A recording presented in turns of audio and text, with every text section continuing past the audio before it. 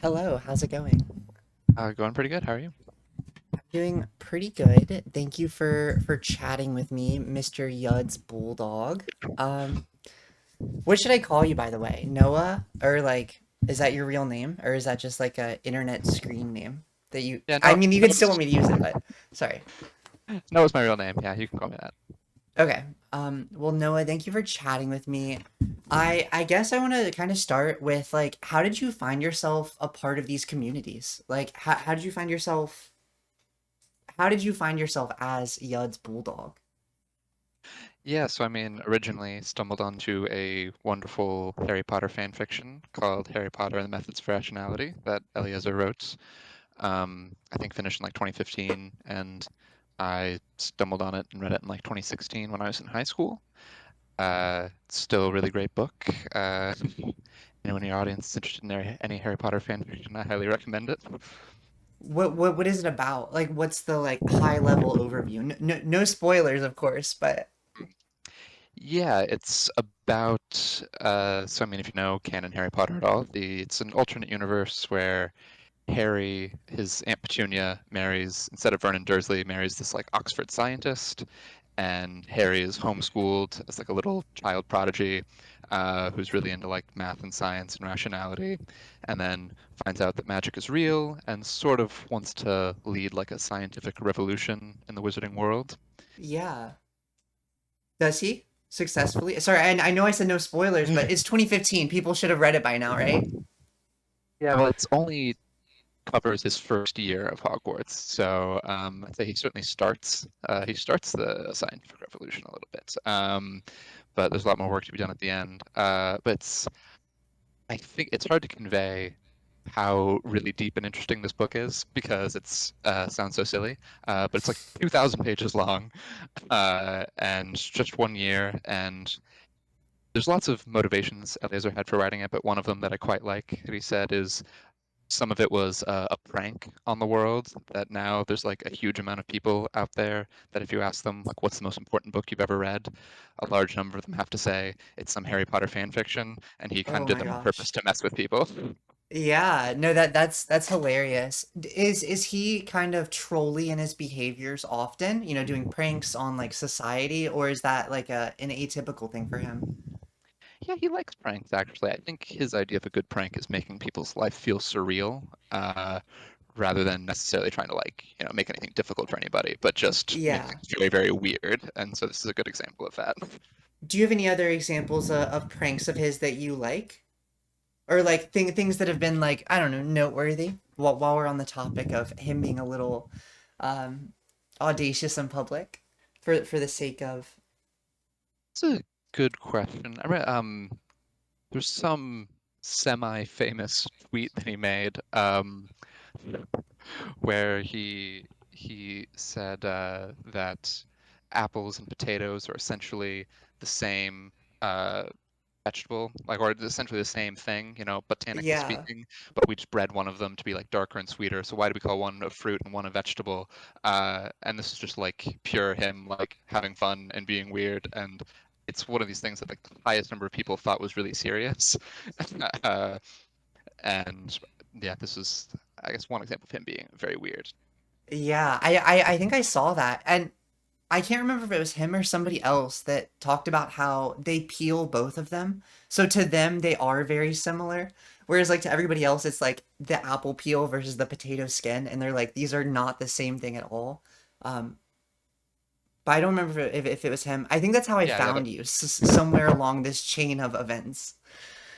yeah. I think that was him. That he peels both or whatever. And I don't know. I saw this tweet when he first made it many many years ago, and just thought it was like this bit of surrealism, which it sort of is. Yeah, But yeah, there was some added depth in that he did find the experience of them similar in a way that other people do not. So it was just like whew, made no sense to most people.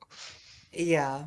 I guess onto some of his more strongly held beliefs, right? What do you think as his bulldog, right? What are you barking about on his behalf? Yeah, I mean, it's an interesting sort of question. I I mean, I guess a lot of people obviously like want to like attack personal character and stuff in some ways that I find very annoying. So maybe that's some things that I feel like defensive about or something. Yeah. Maybe I shouldn't feel so defensive about that, but yeah, people very into like ad hominem attacks in ways that are gross. But yeah, I mean, for like core belief system of his that I'm like arguing for or defending,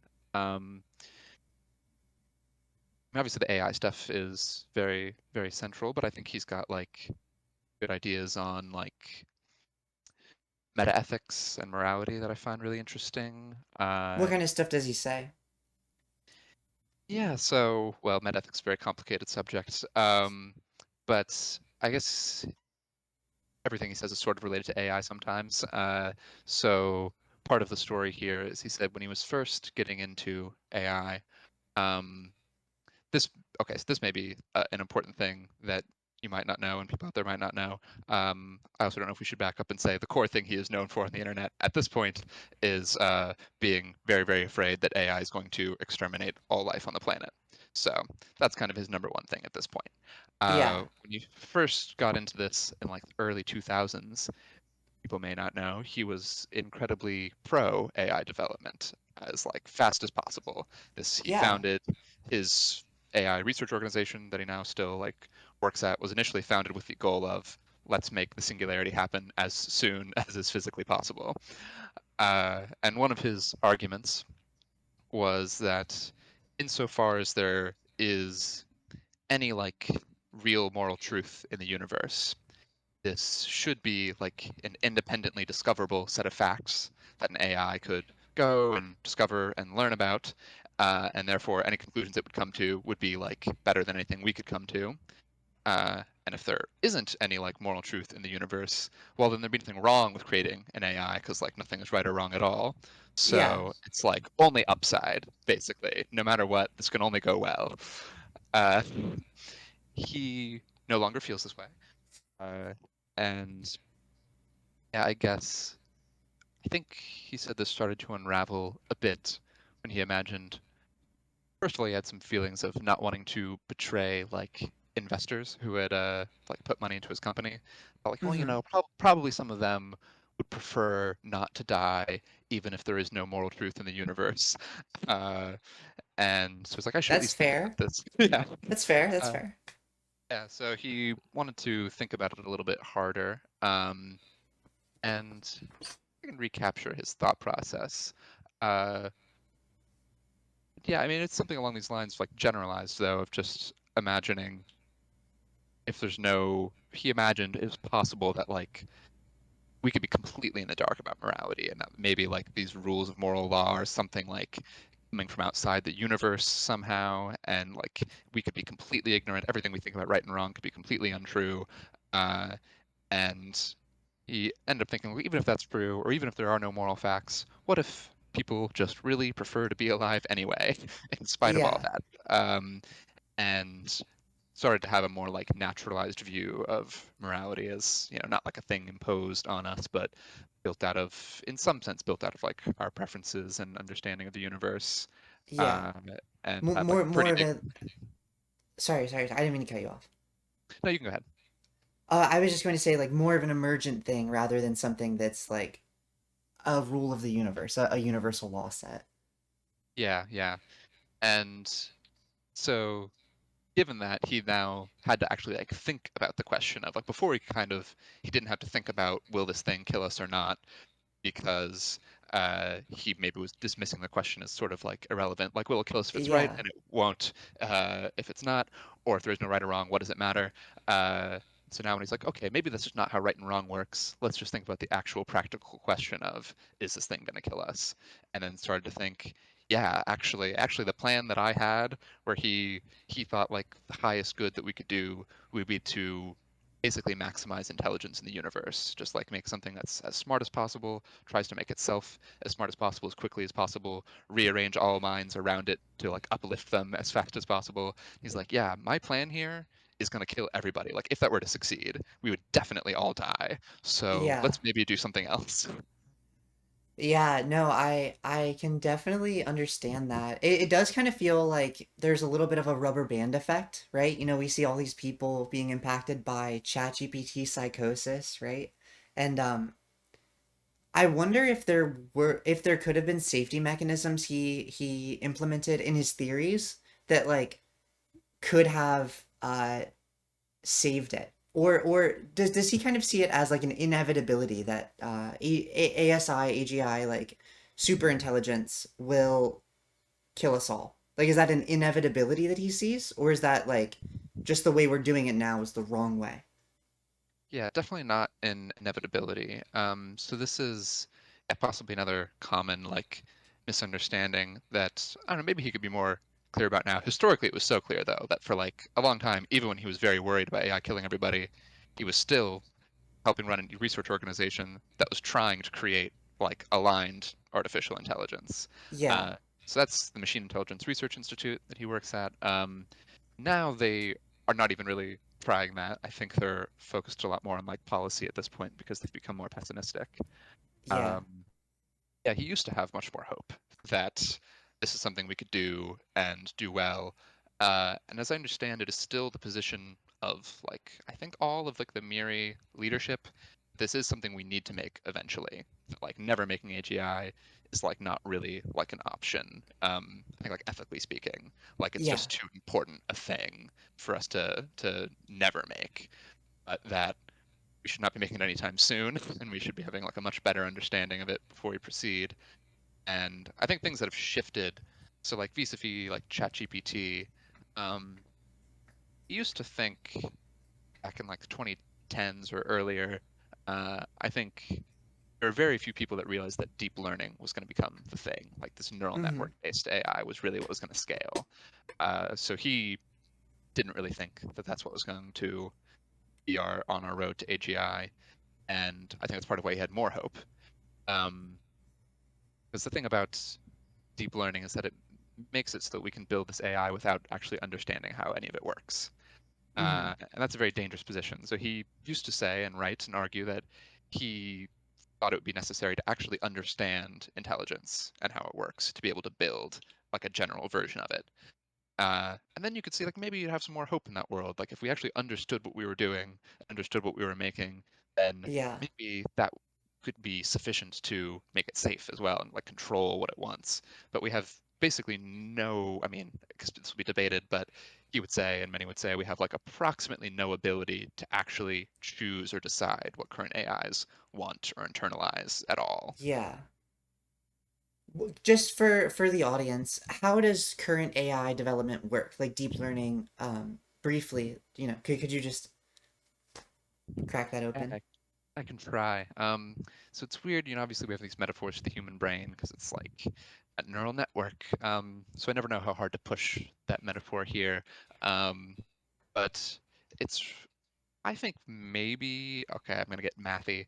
I find it useful to think in terms of like fitting a function. So if anyone's ever taken like a basic stats class and you've learned like linear regression, you have a bunch of data points and you fit a straight line to that data. um, so then the idea of this is now like you'll take in new inputs and predict new outputs that were outside of that data set. So neural networks are a really, really fancy version of linear regression.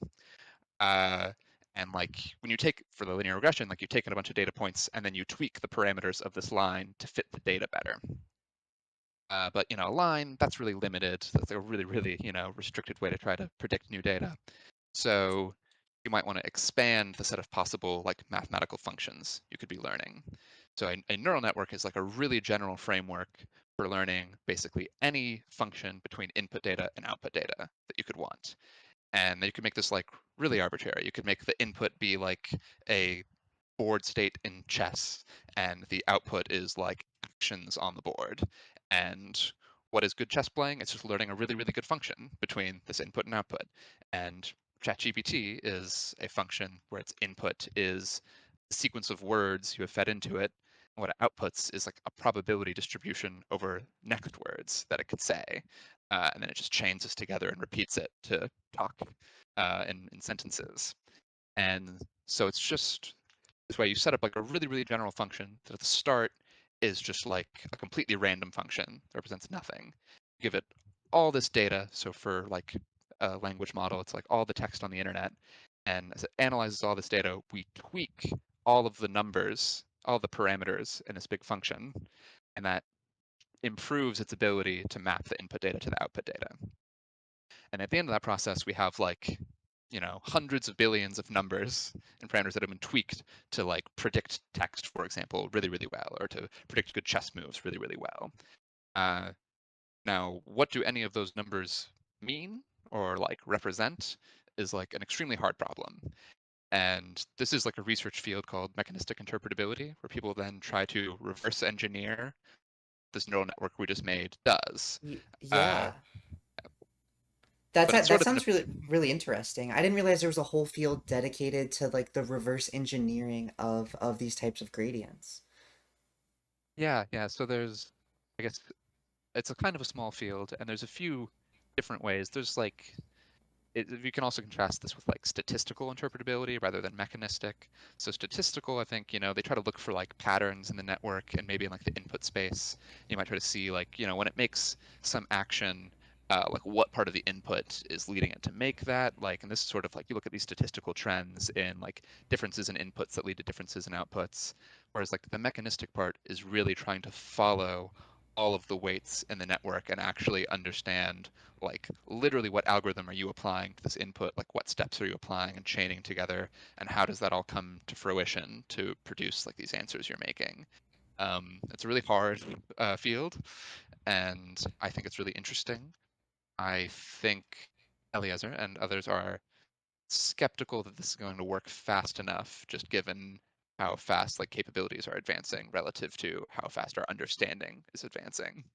Yeah, it sounds like you have a really good grasp on all of these topics. I'm curious what your background is in, right? Are you self-taught with all of this? Are you, institutionally taught? Are you just a fanatic for Eliezer because you read a fanfic? Like how did you like how did you develop the information environment to be able to understand all these things? Yeah, I'd say, I mean, I guess for educational background, I have like a bachelor's degree in math and a master's in computer science. Um, but yeah, for learning about some of these specific things, yeah, a lot of like self-teaching and reading and learning online. And I've talked to a lot of people who are into these sorts of things. I mean, I'm pretty Twitter addicted, and this is my part of Twitter usually is talking about stuff like this all the time. Y- Yeah, and I would assume your part of Twitter is like the rationalist teapot. Yes, yes, indeed. What would you say are some of the like blind spots or failures or the strong spots, the like the moats of the rationalist community? Yeah, blind spot's interesting. I mean, it might be hard for me to know because I'm on the inside of it. Um, Moats, I mean, yeah, areas of specialty. I do think like I don't know. There's maybe this is a dual thing. Like willingness to believe weird things is sort of like a trait that exists strongly within the community, for better and for worse. Um, I might like describe it as like a willingness to take ideas very seriously. Uh, and like evaluating things on their own merits rather than like what seems weird to like society at large or something. Now you end up with a little bit of weirdness. I think like there's sometimes like these censuses that are done of people in the rationalist community and what they believe, and you have like an abnormally large number of people who believe in the idea of monarchy or something. It's not very like it's still very small, but it's like Yeah. disproportionate to the rest of society. Because when you get a bunch of weird people who are willing to question everything about how society is set up from scratch, you're going to get people who end up believing some weirder ideas than others. Probably in, yeah. So I guess yeah, that's like plus and minus. I think it's more of a plus than a minus. That could maybe lead to like some blind spots too. I mean, there's a classic sort of conservative argument. Are you familiar with Chesterton's fence? I have heard of it, but I actually don't remember what it is. Could you briefly? Yeah, it's from this author like G.K. Chesterton, who said like if you we're in like walking around in a field and you found some fence in the field and you couldn't see any reason for it. Like, why is this fence here? Like, I don't see anything around. Doesn't make any sense to me. So Mhm. you just tear it down because you don't understand why it's there. And then I don't know. Later, like a bull like runs into somebody and kills them because you shouldn't have taken this fence down. This is sort of he intended this actually as like a conservative argument against progressivism, of like progressive sort of taking down old social institutions that we've evolved over like thousands of years or something, and saying like, oh, you know, Yeah. you look at them now and you don't understand why they're there, so you just tear apart like our social fabric or something. Now, I think probably neither of us are super sympathetic to this uh, argument, but maybe this could, I think, sometimes be like a rationalist blind spot of not at least some people say it is, and maybe that's for others to judge rather than me. Yeah. Oh, I have two questions. I want to ask about the class character of the rationalist community, but briefly, I want to tangent. Would you consider like the Peter Thiel-esque type people as part of like rationalist spaces, right? I guess I'm curious if like those would also be similar high openness to new ideas, willingness to tear down historical social fabric, etc. Um, from your perspective, like, would you consider that kind of part of that community? Would you consider him like adjacent? Like, yeah, I was just, Yeah, I don't actually know much about Peter Thiel specifically. I do actually, he did, I know at some point donate a significant amount of money to the Machine Intelligence Research Institute, so he must be at least adjacent. I think that's fair enough. There's certainly, a lot of people in Silicon Valley interested in rationality, so like kind of tech interested people. I think like yeah, the stereotype is that like a sort of techie libertarian political view is like the most common thing in the rationalist community. I'm not sure if it literally is the majority. Like I still think there's more there might be more kind of like ordinary liberal-ish people in a certain sense, or like neoliberal sort of people, and it's maybe also hard to distinguish between libertarians and neoliberals and stuff and where people fall on all these spectrums. yeah, Um, yeah.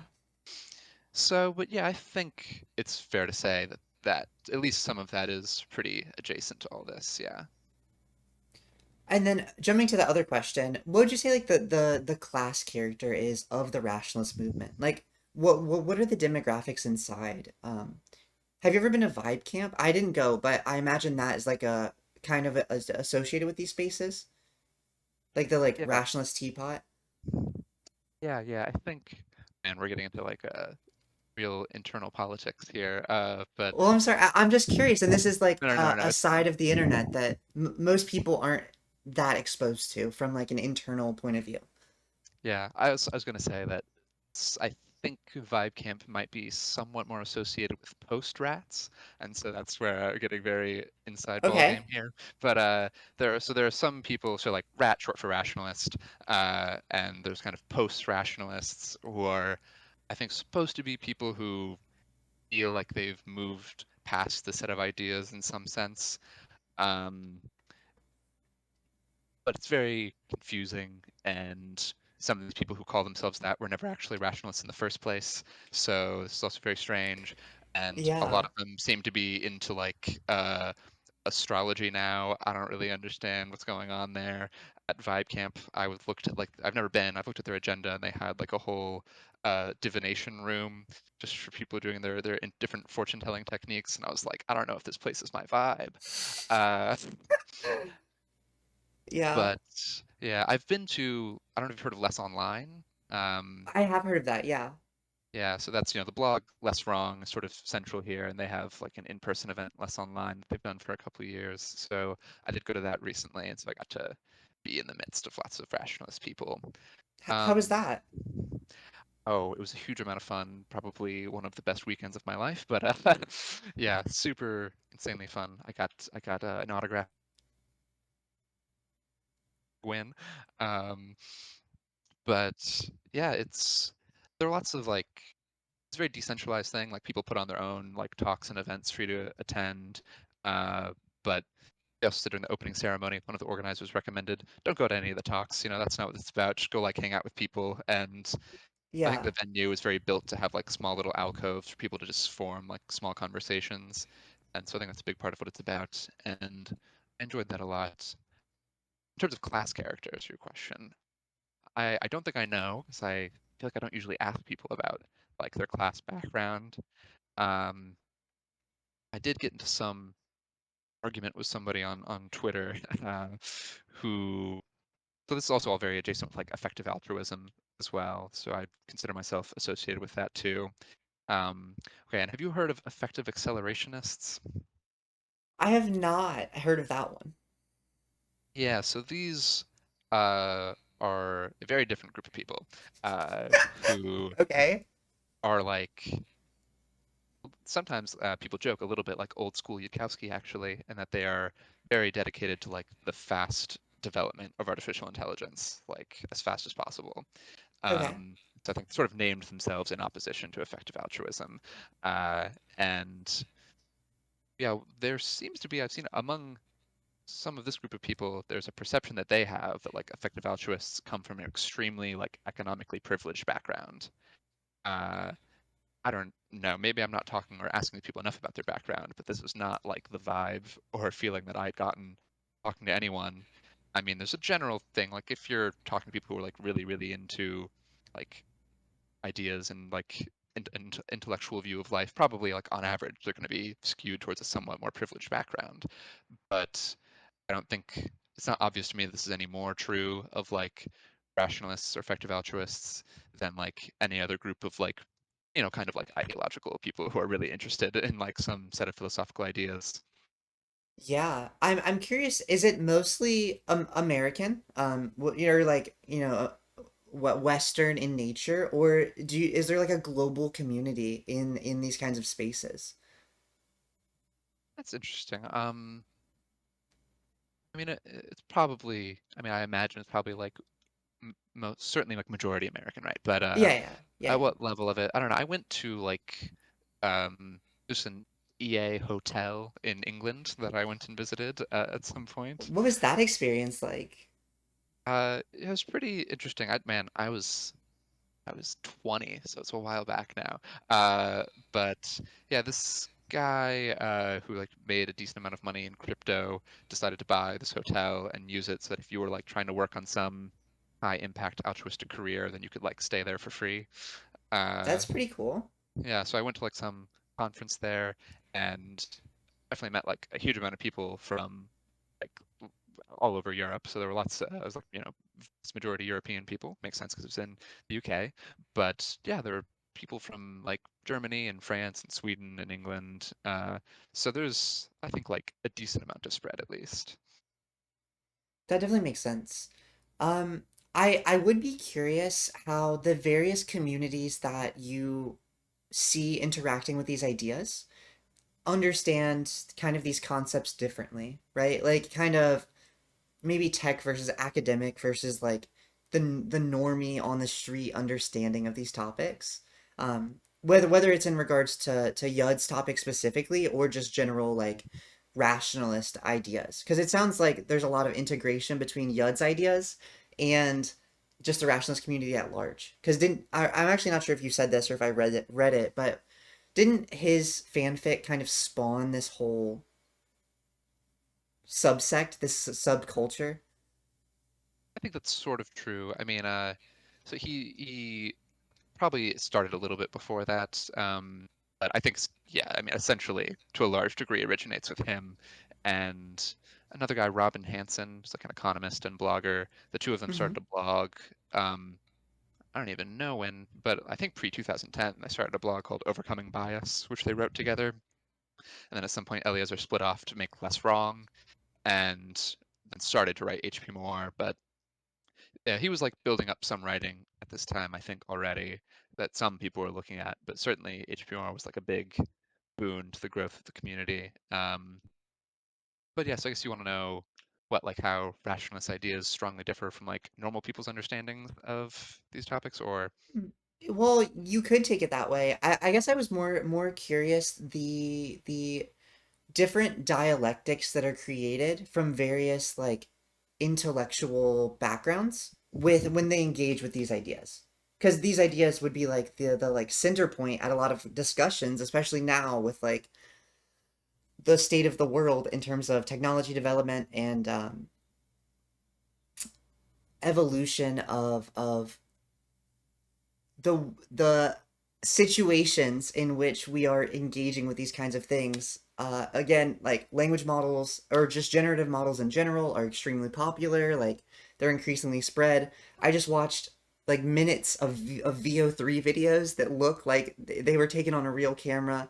I guess I'm curious how, yeah, I guess how rationalists differ from normies, but also how rationalists differ from like academia, how rationalists differ from like hardcore technologists. Maybe there's not as much separation between these as like I think. So whatever way you take this. Yeah, okay. I think um, might be interesting to start with like rationalists versus effective altruists. I think Okay. there's maybe like a stereotype within the community that um, EAs are a lot more concerned with like public image and PR, and maybe some view of yeah, there's something people talk about of like modest epistemology. So, epistemology, study of truth, how we come to understand and know things about the world. And there's like a modest view you could have of like, okay, so this is the opinion that I've come to, but a lot of people disagree. So maybe I should like privilege the rest of society's opinions or views or beliefs over my own. And there have been number of people in rationality who endorse this idea. I think there's a higher tendency of like EAs to be sort of yeah, like modest in their epistemology, whereas like rationalists are usually a little more willing to be a little bit more arrogant or something about, this is like my belief and I'm sticking with it. Um, and yeah, I think the rationalists might have done better on this vis-a-vis AI, and I think rationalists being willing to say much weirder things about AI much earlier uh, probably were like more correct overall about like the trend we're seeing. This other, I guess, yeah, we talked in general about rationalists being willing to take like weird ideas more seriously, and this could be a big way in which they're differing from the population at large. I think even in academia, there's like a lot of status quo bias in trying to like understand and predict the world. And maybe a lot of like people at large have this inbuilt expectation that like maybe like the world's not going to be that different in the future.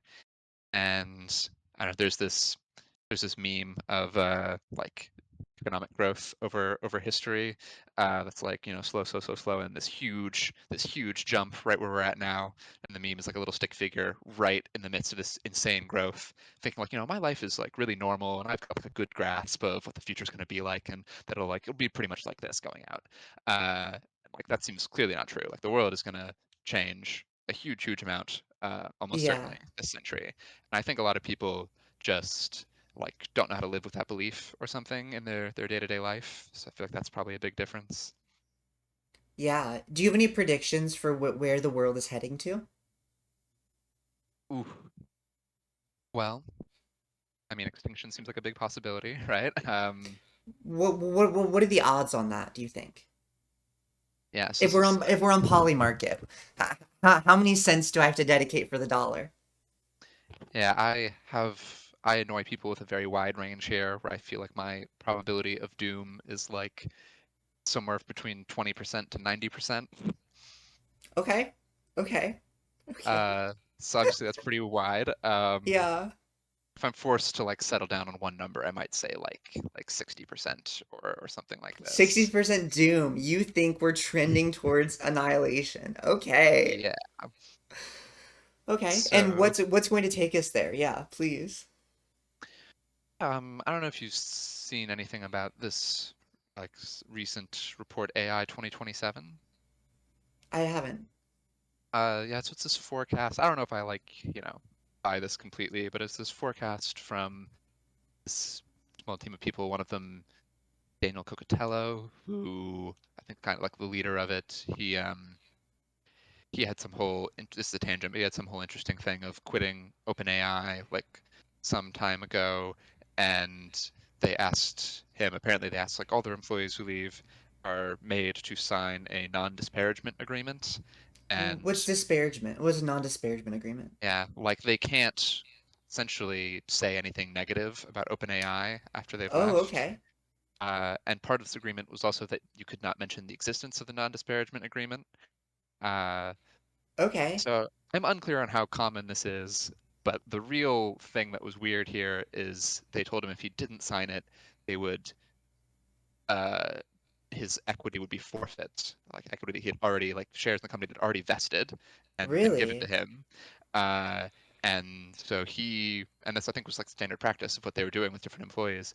And he was like the first one essentially to say, I'm gonna not sign it, and gave up, was willing to give up like I think millions of dollars of equity that he had in this company.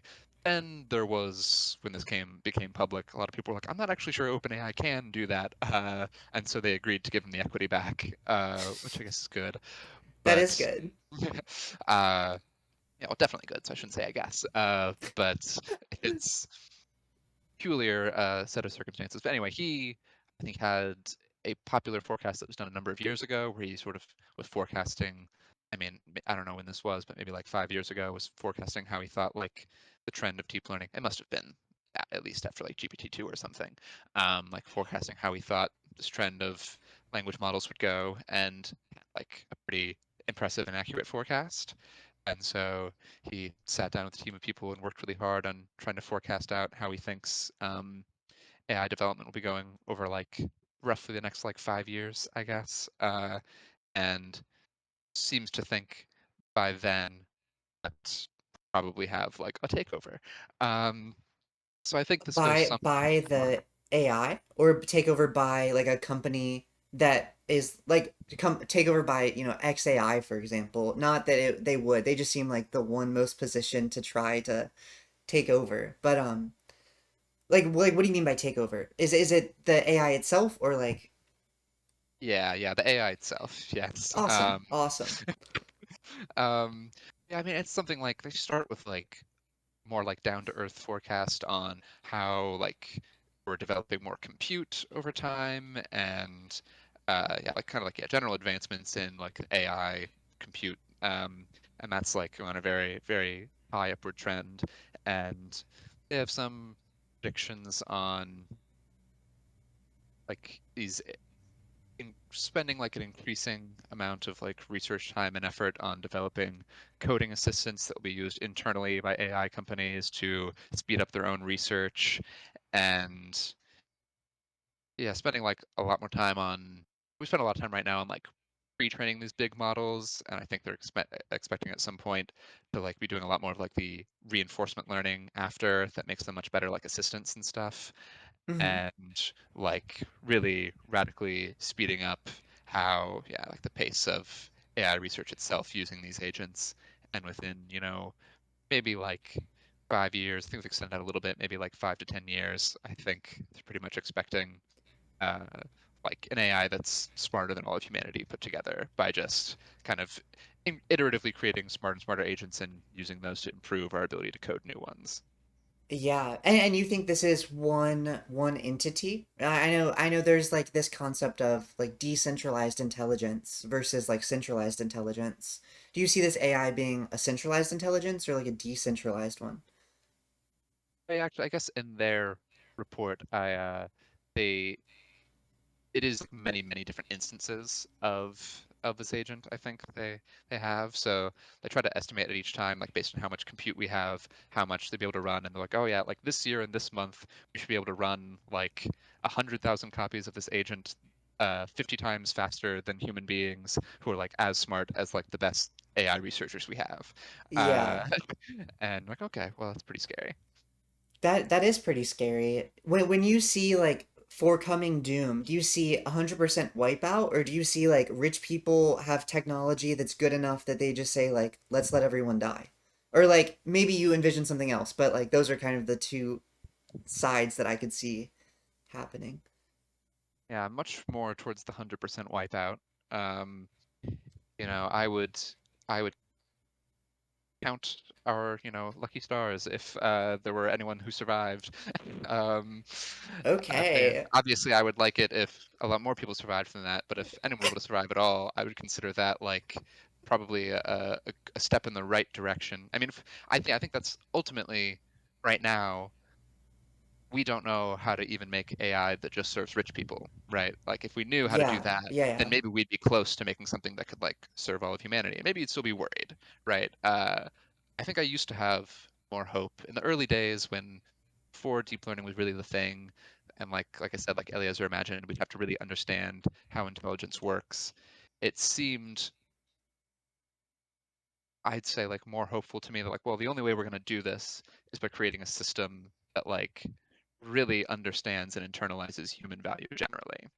At least that seems like it seems plausible. It's either that or it's not going to get it and it's going to kill everybody. Like it's really hard to have this narrow range where you have like it's well aligned enough to be able to like follow the instructions of these like rich and powerful people, but isn't like well aligned enough to like care about humanity generally or something. Yeah.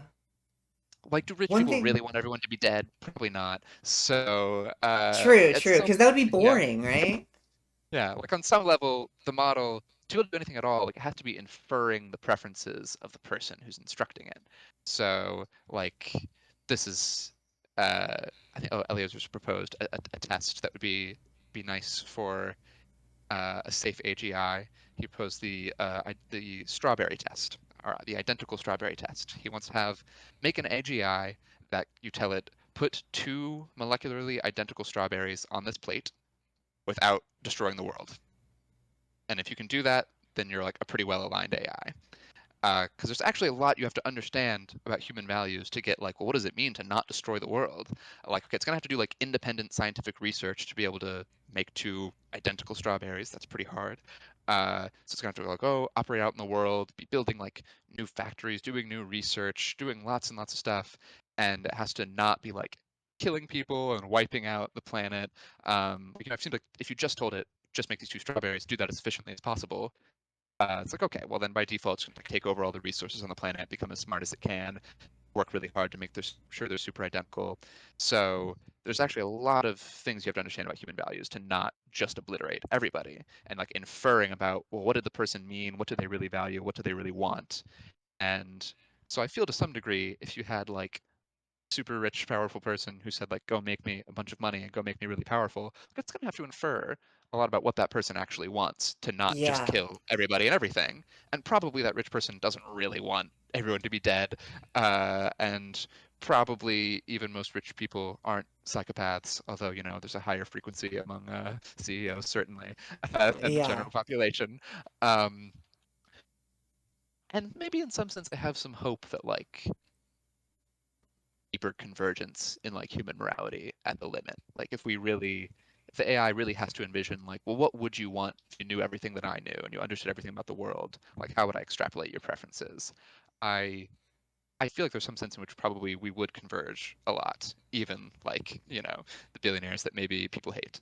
Um, but I feel more worried now, I guess, like since we have such difficulty controlling these AI systems via like these deep learning methods, that maybe it is actually now seems kind of, if we're gonna get like semi alignment, like it seems a little bit more possible to me that we might get alignment like halfway or something. Yeah. Just like really forcibly training these systems like from the outside, like meet these outward criteria of behavior without controlling internally what they want, that maybe we could end up shaping its behavior more and like limiting its behavior in certain ways, but not actually getting it to what we want. So maybe you do get things that actually, yeah, they do just follow the instructions. Like that's an example. Like maybe some people say this, like our goal in alignment is to get like instruction following AI, which is an idea that makes me a little bit sad, I guess, and how much our hopes have fallen. Yeah. Like, yeah, you just get stuff that the people who make it tell it what to do, and it does it, and that's better than it trying to go do something else. I'm like, well, yeah, I mean, I guess it is better than trying to go do something else, but is that good a world if everyone just has AIs that are super powerful and just do what everybody wants? And seems like you could get into a lot of hot water and conflict, and that does seem a little more plausible to me than before. So yes, that's a very long answer to like maybe we could have rich people who do a lot of bad things actually. Yeah, I definitely see that. Although one thing I want to kind of push on is you mentioned alignment and human values, but I guess I'm curious, do you think there are underlying inherent human values, or do you kind of, it sounds like Yud kind of thinks, so I'm asking, but I could be wrong about what he thinks. Do you kind of follow his point of view where like human values are more of an emergent thing rather than like one random normie from China, one random normie from Russia, one random normie from America? All of these people, are they going to be more similar or more different in terms of like underlying values? Yeah, I mean, I guess we have to ask like more similar in comparison to what, right? Like in comparison to all the possible values that any like alien mind or artificial mind could have. I think there's probably a lot of overlap in like Yeah. human values. Um, and I guess yeah, I do believe in something like this emergent pattern of human morality that flexion. I think like the more I believe in moral progress, right? I think we have Yeah. moved on a positive trend in a way that doesn't just seem random to me. Some people, say this of like you could just have like a totally random walk through like the space of moral beliefs, and at the end, if you really like what you ended up believing, you're like, wow, look at this amazing history we've had that led us to where we are right now. And maybe you could say that no matter what you ended up believing. But I don't know. I feel like there is this stronger trend towards like the expansion of like the moral circle and like what different people and minds we consider to have moral concern. And think there's been movement in a direction that is more like consistent, coherent than like randomness. And yeah, like I don't know if there's a perfectly underlying coherent idea of human morality. I mean, I guess in a sense there can't be because we have contradicting moral intuitions. There might be like a best fit model or something uh, Yeah. that I would certainly like. Yes, I feel so. Some people, and maybe this related to your question, like some people argue about whether alignment is even possible at all. Uh, and maybe this is what we're getting at. I I think it definitely is. I saw someone say that it's impossible for alignment to be impossible, and I kind of agree with this. I just sort of think like certainly we can see that some potential futures are much, much better than others. Yeah. Uh, Maybe we don't have some perfectly consistent, coherent idea of morality, whatever, but some futures by like any realistic lights you want to have are way, way better than others. And these are futures in principle that like we could bring about. And if that is something we could, in principle, bring about, and that's just like something coming from our own minds or just physical systems, then like that's a thing that can be computed. You can have an AI that could just compute like which of these futures are much, much better than the others by those lights, and then act to bring them into reality. So like in that sense, I feel like some form of reasonable alignment has to be possible. That's fair. I can see that. I wonder if different like sections of the world would require their own AI with its own alignment. Where it becomes kind of this like multipolar world in terms of like this region has their aligned AI that's like fitting to their specific context, or if the AIs would be more like meta level, where it's like, oh, you're engaging in social connection rather than like you're friends with this person for this reason. Like rather than the content, they're focusing on the context. Um, but I am not really sure. So if you have any thoughts on that, I would love to hear them. And if not, I don't really know how to phrase the question. So if you have thoughts, please. Yeah, so maybe actually an early sort of paper from Eliezer is called Coherent Extrapolated Volition, which is his stab at this addressing this problem of, like okay, so aligned to what? This is, a question people often ask. Um, but he answered it 20 years ago, so here it is. Yeah. His proposal is something like we have to like extrapolate people's desires in some sense that you don't want a thing that just gives you exactly what you say you want. I mean, maybe one easy way to see this, right, is if somehow AGI was a thing they could have made like 200 years ago, and they told it like, yeah, we love slavery, for example. Like, you don't necessarily want that to be a thing that you can just put in and it just goes and does it. Like, Yeah. probably you want a system that can look and be like, I actually think on your own values, this is probably not the right thing to do, Yeah. which I think is true. Um, yeah, maybe a tangent, but I think, slavery certainly seemed to contradict even like the values of the people who were doing it and enacting it. Yeah, So, yeah. uh, like maybe they didn't realize that, and probably we're in a similar position now of like there are things that we are doing that if we could reflect more, we would not endorse. I think like treatment of animals is like a very obvious one that people bring up. Um, Or the prison system in America. yeah, yeah, definitely. That Like that people that preferring don't to even get be. me started. That's just the extension of slavery, but don't even. Anyways, sorry. Yeah. I mean, I happen to feel often that like factory farming might be like the current worst moral horror on the planet, and yeah, something people really, in a sense, I think a lot of people like agree that it's really really terrible, and then just do it anyway. I don't know. I meet a few people sometimes who are under the impression. Actually, I read this from Eliezer Yudkowsky a long time ago. He happens to suspect that the majority of animals are not conscious and like don't suffer and don't feel pain. Um, which if you believe that, that's a pretty good reason to eat meat, I guess. If It if that were definitely true. helps that Yeah, worldview. yeah. What does he back that up with? Or is it just like he's like, oh, I don't want them to, so I can eat meat and happiness? Well, I'll try to come on to that in a moment, but I guess Okay, okay. what I found interesting what he wrote. Maybe it was someone else who was like a close friend of his writing this, but it seemed like their point of view is one of them seemed to be under the impression that this was like what most people believed because most people were eating meat, right? So like, why would people be doing that if they Yeah, didn't think this?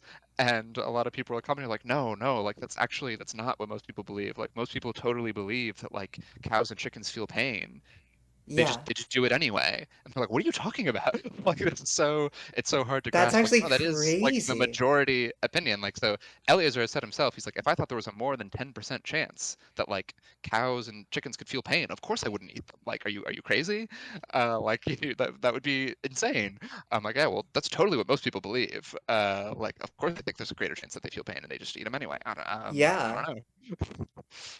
It's very bizarre. Um, uh, man, I lost my train of thought on why I started talking about this. Okay, human values. Uh, is there some real like underlying human value that we have? You remember what we were talking about? Yeah, I asked if there would be like a multipolar alignment system, and you said 20 years ago, Yud said like, can we even align on anything? And then you started Yes. talking about animals and meat. Yeah, yeah, yeah. Okay. So yeah, I was just talking about extrapolating human values. So I think that's one way that human values could be like extrapolated is probably we'd want to treat animals better than we do. And so you don't want a thing that you just tell it, here's what I want, and then it just does that. So that's like the extrapolation part of coherent extrapolated volition. Yeah, Um, Volition, yeah, sort of, it's a term for like what we want in some sense. And the coherent part that I think was interesting when I reread this recently, um, was imagining taking like all human beings and extrapolating out to the best of the AI's ability what we would all want if we knew everything the AI knew, if we were more the people we wanted to be, like if we were our best selves, the versions of ourselves that we endorse the most, if we could think long and reflect on all of it, like what would we want to do? Uh, and then I guess the important part is identifying the parts where humans cohere and converge on that. Like some of these questions are going to split apart and some of them are yeah, going to yeah, come together. And saying like it's the AI's only responsibility is like the parts where we would converge on what it should do, like that's the things that it should act on to like bring about for us. If there are ideas where like it's too hard to extrapolate what we would want, or we're going in diverging directions from each other, then that has to be like something that it leaves up to us to actually work out for ourselves and like negotiate and hash out. And I think so. To me, something like this idea makes sense, and it's like a somewhat concrete proposal. Like, I mean, we don't know how to instantiate that, but like he tried to make it as much as possible like questions of fact that you're giving this AI of like what would we in fact want to do if X, Y, and Z. If we knew everything we could and could reflect and endorsed like the best extension from our current values in the ways that we would most support, like what would we in fact want to do, and to what degree would we really converge, and then like go carry that out. And so there's not all that much philosophizing in a sense that you're asking the AI to do. Yeah, that definitely would probably make it less likely to backfire, hopefully. But while we're on the topic of alignment, I'm curious if you're familiar with any of the arguments, maybe like outside of the US, but specifically I'm asking for like other language discourse, which you might not know, but maybe there's like translations or people say like, oh, in China they talk about this for alignment. But I know that, China is having a lot of pushes to integrate AI, language models, things of this nature in their technology. They're really like leaning into AI. And I guess I'm curious if there are differences in the way that different like regions of the world, different countries are looking at this question of alignment. Is this like something that other people are concerned with, or is this something that like Eliezer, I'm just gonna call him Yud. That's such a hard word to say. If Yud is uh, leading the forefront on this, and it's like a primarily North American thing, does that make sense? Like, Yeah, is yeah. the whole world thinking of alignment, or is it just us? Like us, as in like the people over in Silicon Valley, mostly. But Yeah, I guess I was actually thinking earlier when I recalled we were talking about at least like Europe, there is, I think Oxford has its own contingent of people interested in these questions. That's still the English mm, speaking world. yeah, yeah, But that's there's another group of people. Or there's a guy, Nick Bostrom. I don't know if you've heard of Nick Bostrom. He wrote the book Superintelligence. I feel like I've heard his name, but I maybe it's just like I've seen him in as part of discourse in like these spaces, but I don't know anything about him. Yeah, he's Swedish, I believe, and Mm-hmm. Eliezer has actually said sometimes that in some ways he's the original AI alignment person, like, or the two of them kind of compete for Oh, this title. They were on like a message board together many years ago, early on with all this. And yeah, Nick Bostrom wrote Superintelligence, like a book very much about all this. So that's again, it's not, he's not North American and he's not like Silicon Valley tech kind of yeah, person, yeah, yeah, yeah. and at least and to Eliezer's credit, he's from Chicago. But anyway, as for China, I don't, yeah, I don't have any knowledge really of their, or like other countries, like the Yeah, non-English yeah. speaking countries, like their view on this. I mean, it's interesting, like America's so dominant in like the entire technology world in a sense that it's hard to for anyone maybe to really compete with that, and probably that's where most of the concern is going to be happening. So I don't know about. I feel like probably there are people in China who are concerned, Yeah. and I think Eliezer has said, and others have said, I don't know. Some people feel like we're in like this huge race with China, and we have to compete with them. On the other hand, like they also probably don't want to die. They also have a lot of smart people in their government, and in fact, I mean, they're better or worse, they're a lot more willing to regulate their industries and control their technology than we would Yeah. be. Like as a matter of fact, like I think we should be pretty open to coordinating with these people. It seems to me like this should be well within their understanding, and probably in some ways it seems like maybe the Chinese government would be easier for them, yeah, to take action on this than the American government. So Yeah.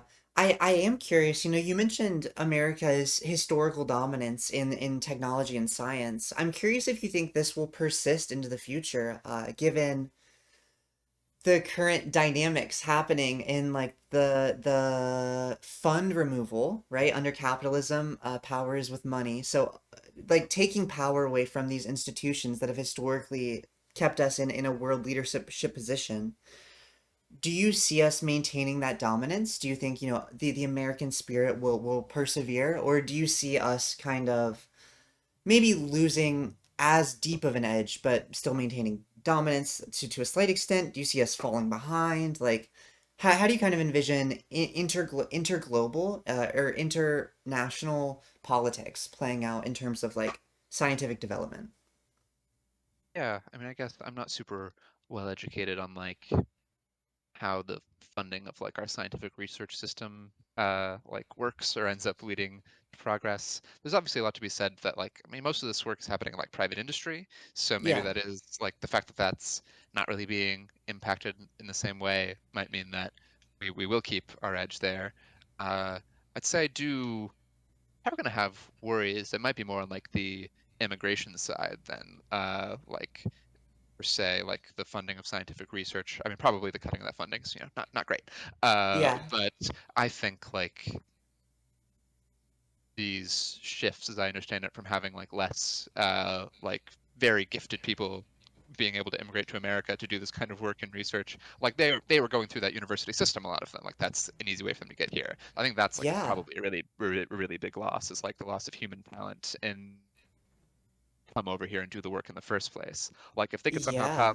come work in private industry, then like okay, probably that would be good as well. But it seems like yeah, this university system was such a good way for those people to come here, and I am a big fan of immigration, so I think that's a big Yeah. And loss.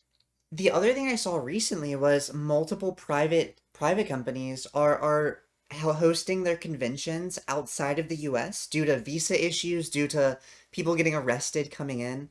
Um, so I really do wonder, are we able to maintain our technological dominance if we're not able to host like the cultural technologists, right? Like I feel like as a country, historically, we have really focused on the future in science and technology, and I'm thinking like, oh, we're going to space, we're doing it to beat the Soviets, but we're going to space, and like all these other things that now I don't know, it seems like we're becoming a lot more isolationist even for things that I uh feel like information transfer is good. I don't know, like especially with research and information and data and like social connections, and I don't know. I'm interested to see how this plays out over the next 10 to 15 years. Yeah, I mean, there's obviously a big question of whether we have 10 to 15 years, right? So, Yeah. How fast do if you think we're how fast do you think the 100% wipe is coming if that's the solution that we're working towards? Is that a 5-year plan? 5 years we're gonna, and what does that look like, right? Is this like fertility rate drops to zero kind of people if everybody dies? Is this we get gunned down in the streets by robo dogs, everybody dies? Is this like we starve to death because the AI stops like shipping food out? Like what kind of, how are we dying in this scenario? Yeah, well, I guess I'll say first on like when is this happening? I am not like I'm not super committed to like Yeah, yeah. early timelines. I feel like it's happening this century. All right, I'll Okay, stick my okay. name on that dotted line. That seems very probable to me. I think there's yeah kind of like a big divergence on whether or not like is the current paradigm we have enough to just scale to like artificial general intelligence. That's like kind of the assumption of AI 2027. This forecast is like there's no barrier. There's not really like a fundamental new insight that we need. We can just scale this up iteratively and that'll work. And maybe that's true, but if it's not, then it's like much less clear when this will all happen because you can't really predict when new insights are going to come up. But I will say this is a point Eliezer has made many times that shifted my view. But like a lot of people would say to him, like it's ridiculous to worry or to think this is going to happen soon because like we have no idea when AGI is coming. And he was like, well, if you have no idea, like you have no idea, then you should be widening your interval in both directions of what makes sense. Like if you can't say we have no idea, therefore it's late. It's like, well, then you are claiming to have a pretty positive idea of when it's Yeah. coming. So that's kind of how I feel. Like, man, I have no idea, so it's pretty wide. Like I hope it's not 5 years, but like, I mean, Anything I could happen. yeah, 5 years is really tough, but 10 years it does seem possible, which would be very bad. Um, okay, so how it's going to happen? Okay, so another I'm going to steal more lines from Eliezer, and say anything I am going to say will not be accurate because the AI will find a better and more efficient way of doing it. Of So anything course. I'm saying is really just made up speculation. But things that certainly should be doable. we talked about like robots gunning down people in the street, you know, like drones. Yeah, I mean, that should be doable. I think Eliezer tends to imagine more like nanotechnology as the approach to it. The COVID That, vaccine? No, I'm just kidding. That was a joke. That was a joke. That's a joke. I'm sorry. but you know, you can. There's a lot of like, yeah, I mean, it could create viruses that like infect people, and like it seems, I mean, at least according to some people who know more about what's in principle possible with nanotechnology than I know, um, that you could like create a asymptomatic super spreader virus that on a clock kills everybody within the same second on planet Earth, right? Like Yeah. there's probably not going to be a dramatic fight, like whatever the solution is. Like, I mean, unless the AI so doesn't care about like it, It's gonna maybe be it'll be a like dramatic. it's gonna be like the pager attack. It's not gonna be like a traditional warfare. Yeah, yeah, like it has no reason to have a prolonged battle with us. Or, you know, maybe if it's really not, maybe we'll have a prolonged battle if it's really not scared that we'll win or something. I could that could happen, but Just for that's fun. Just yeah. to test its capabilities. Uh, if or yeah, it's just for some reason that's a convenient route that like, oh, you know, it'd be too much like upfront work to try to make this virus. I'll just start sending out some drones. But probably the virus is easier though, like right, like nanotechnology. It could send like a certain pattern to some lab, have this manufactured, start replicating itself. Lots of horrible things happening. But yeah, I think like diseases or I mean, yeah, it could be drones as ways to kill people. It might need some, you know, human beings for a certain amount of time to be like its eyes and ears or hands or something. Maybe pre it having robots. I think there could be a lot of like room for like human manipulation there to like get people under its thumb. Uh, but I don't really see any humans lasting in the end. Yeah. And you talking about that made me realize that in theory, it could already be too late for that. Because what if AI, specifically I'm thinking of language models, what if they just convinced world leaders to go to war with other countries that like ends in nuclear war? But I imagine, the AI wants the infrastructure after we're all dead. So do you think it will continue to like foster and develop the planet, or do you think without humans it would like okay, this is what I'm asking.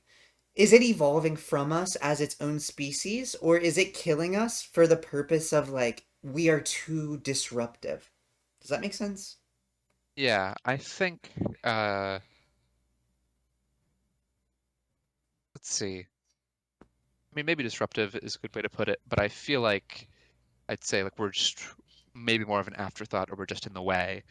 Yeah, So kind of incidental, us dying. Like it might kill us on purpose if it like thought that we were uh like a threat or something, which I guess what we're talking about for like the super virus, right? Like that is it purposefully trying to take some action to kill us. But like another sort of view is like maybe it just starts sending out drones to like build factories and stuff, just set up like building more computers, and then like anyone tries to come, and if anyone tries to come and mess with it, it just like, you know, it shoots those people with the drones and takes them out, and it's just like carrying yeah, on with its mission of I'm gonna like cover this whole planet in computers to make myself more intelligent and then pursue whatever it is like my goals are, and it only really kills us when like we bump into it.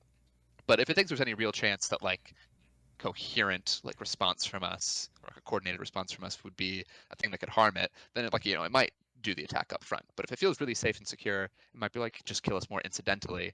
Uh, and as for like flourishing of the planet, this is sometimes I also like to stress to people who are a lot of people are like performatively anti-human, and so I yeah, like to remind people like it's going to exterminate all the other life on Earth too. You know, if that's of any concern to you, it's not just the human yeah, beings. yeah. Except it could just be like a metal planet afterwards, right? They kill all the grass, but they don't even need grass really. Yeah, yeah, like just so yeah, I think that's exactly right. Like there's no reason to expect any animals to be around or really any plants. I guess sometimes people hope that it'll keep a little bit around to study. I don't know, maybe, but it's Like, not great. like a zoo, one zoo on Yeah. the full metal planet. Oh my gosh. How would you identify yourself? I would say I'm like more pro cyborgish than anti-human. Yeah, yeah, I guess. I should say like I consider myself a transhumanist. Yeah. And Hey, me too. yeah, well, that's awesome. Yeah. Oh my gosh. Yeah. Trans people, the original transhumanists. So, Oh my uh, gosh. that's yeah. I'm not yeah, particularly attached to like biological life per se.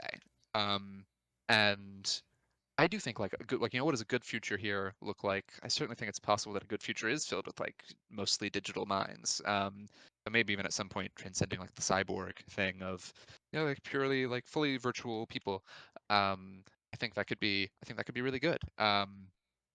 But yeah, so I guess this maybe comes into questions of like consciousness and stuff too, about some people feel, and this is sometimes like the effective accelerationist sort of view is that we're creating this new higher species that will be like even more important than us. And Mm-hmm. so like if we have to die for the creation of that new thing, then like that'll be worth it. Uh, some part of me could be slightly sympathetic with this if I really thought this next generation of life form was like more valuable. I don't really Yeah. expect that to be the case. Certainly like not by default. uh, it's not super clear to me that like the super intelligent AI that's wiping out all of humanity will even be like conscious and having like a worthwhile life at all. And if it is, it's not. I don't see any reason it would want to like make new, conscious, flourishing minds or anything. So maybe like it exists and it's conscious perhaps, but it's probably just going to go do whatever it wants to do with the universe and not be trying to like, yeah, create lots of like wonderful, joyful lives and societies for, new kinds of people or something. I'm very happy with the future with alien minds, believing and feeling things radically different from what human beings have now. But I think even like that most cosmopolitan view is very different from what we're looking at with this potential like AI future. Yeah. What is your ideal? We've talked a lot about the negative predictions that are being had, but like, what's the best case scenario in your head? Ooh, so Eliezer has a very nice sequence of essays called Fun Theory, Okay. which I highly recommend. So it's yeah, sort of his like a series of essays on ethics on how we could have the most fun future possible. So something like this, I strongly endorse. But I guess for me, I think find growth to be a pretty important value for me. So I imagine like minds maybe starting from a position like you and me that get to gradually improve over life and like uh over the course of their life are step by step ascending to like the super intelligent level, but like at each stage getting to sort of like remember and integrate their lives up to that point and like remember and learn from their past and each step of the way kind of open up this new space of like thoughts and problems that are open to them and space to have like fun and like there's new at each level of intelligence there's new games you can play and there's new problems you can understand new math you can do yeah just like new philosophy you can start arguing about and there's great sci-fi author Greg Egan, who I think writes some good descriptions of what like a future could look like. He's in one of his books. He has something called the truth mines, where these future digital mines. This is how they do like mathematics. Is they have this visual representation of all of like the theorems that like anyone has proved, and you can walk through like this branching structure and go down any path that you want of like here's some unexplored area of math and start like Yeah. digging into all the problems there. And I find this to be like a very, very fun sort of appealing idea to me. That sounds really interesting. So yeah, like an ideal future, I think could be, you know, trillions of digital minds in their wonderful like virtual societies with each other. I mean, I do like in a sense the contact with reality. I think it's also like an important thing to me. Um, so I'm not super interested in like a virtual world in the sense where the other people I'm interacting with are fake, but like a virtual world where we're all real people in the virtual world together. I think sounds just as valuable as like our real life real world. Uh, Yeah. but yeah, I mean, I think I find like scientific discovery really important. Like I want us to continue to like learn about the universe. I find something attractive in like living self-sufficiently still like even for in this future we have AIs that like could make everything for everybody, feel like I still what I imagine as an ideal world is still things like ultimately being in the hands of human beings or, whatever our like direct descendants are. Um, Yeah. and people, I don't want like wage slavery or whatever, but I imagine people still like working to produce the valuable things of society in some sense. And like we can eliminate poverty, we can eliminate disease, but I think most people still like want to be like participating in their existence in some way and like feeling valuable and useful. Yeah. Uh, and I don't want like the Wally planet where no one really like does anything. I think that'd be like a sad outcome for humanity. So that's like I guess, a brief sketch of some things. I definitely agree with what you were saying towards the end there. I feel like humans really rely on the narratives that we build for like how we fit into reality. And I agree that like completely removing us would like well, I don't know. I can't predict how it would, but judging from the way people are so miserable now, at least claiming to be, even though we live in, technologically and like scientifically one of the best times ever. A lot of people are still not having a great time. I feel like a lot of it is like this like narrative issue. They feel so disconnected from like the whole world around them. Um, and I just see that getting like worse and worse if it's not actively mitigated against. Um, so I definitely agree with you in terms of like people still need purpose. And we don't want Wally World where everybody's on their floating wheelchair and like um just wasting their lives away. I read this one book when I was a kid that kind of touched on this kind of virtual environment where AI or like synths and humans can coexist. I think that would be a really interesting like kind of like VR chat with bots. That would be like a very interesting social evolution. But I almost feel like the internet itself is that space that we just interface with on our screens, right? Like you could be real or you could be generated. Like I'm not saying you're not real. I'm not like going on a psychotic break here. I'm just saying like you were a person on Twitter that I didn't know, right? Like we have AI that can generate video. I don't think I could do it in real time like this, so I don't know if that would work. But like you could have been a virtual person entirely insofar as like we don't know each other in person, right? So I wonder if there really would be that much of a difference to social engagement with AI versus the way that we're already kind of learning how to socialize. Yeah, yeah. I mean, I think that's very true. I think in some futures might imagine that it's like physical robots in 3D space, and there's something about that that could be a lot of fun. I still feel like Yeah. maybe we'll do that just because the idea seems fun to us. Like we Yeah. don't have to. We could make it. There's no reason to give this thing a body, really. But like, wouldn't it be neat? Uh, and something about that does appeal to me. But yeah, like the virtual space of interaction with other minds too. Like I think we should make eventually like yeah AIs just for of making new interesting types of people and types of minds. Like I think that's absolutely valuable. But like right now, I think we don't even know how to make minds that would be valuable, like in any sense. And so this is like a ways off from our current level of expertise. Yeah. I don't know if you've read any of the Culture series. I I think don't this think so. is yeah this I think some people's kind of like favorite utopia, like sci-fi utopia, where humans live with AIs and it's a pretty cool world, but this is also something Eliezer mentioned in Fun Theory that like the kind of big problem with the culture is that there's in some sense the AIs are still running the whole show.